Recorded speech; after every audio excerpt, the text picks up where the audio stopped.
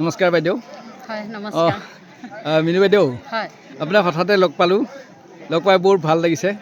আপোনাৰ সেই কি কয় কচুৰ পিপা ন, কচুৰ পিপা ৰন্ধা আপোনাৰ ইউটিউব চেনেল প্লাছ আপোনাৰ ফেচবুকত বহুত দেখা পাই থাকোঁ। কিন্তু আজি হঠাতে লগ পাই আপোনাক খুব আনন্দ লাগিছে। গতিকে সেই ক্ষেত্ৰত আপুনি কি ক'ব?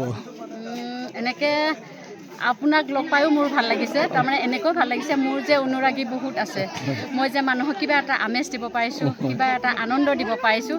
আপোনালোকে যে কৈছে চাই বহুত ভাল লাগে, ফূৰ্তি লাগে, দুখতো ভাল লাগে।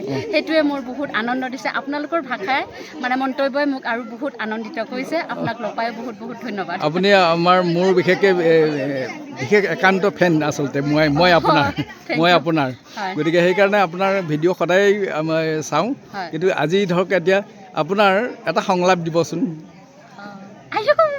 লাজে লাগে, কিনো ক'ব আৰু মই ইমান মানুহ আছে নকওঁ দে হ'বনে? কচুৰ পেপাৰটো বনাওঁতে কি কি কৈছিল কওকচোন একবাৰ। কচুৰ পেপাৰটো বনাওঁতে মানে হঠাৎ যেতিয়া ভিডিঅ'টো আৰম্ভ কৰোঁ, হঠাৎ মনত আহি কৈ দিওঁ। এনেকৈ ক'বলৈ অকণমান টান, তথাপিও কৈছোঁ। আমি কচু পিপা বনালে না জাব্ৰাং দেং, শুকান মাছ দেং, বিৰাট ভাল লাগে।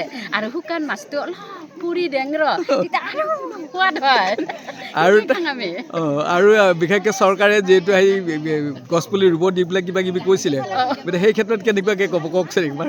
গছপুলি কিবা পইচা দি পেলাই গাছপুলি ৰুব দিছিল আমাক। এই গাছপুলি যে ৰুলো, এতিয়া ঠানিয়ে দিছিল না পুলিয়ে দিছিল, মইতো নাজনো, আমিতো নাজনো, ৰুই থৈ দিওঁ মৰি গেল, ক'ত পইচা দিব এতিয়া আমাক।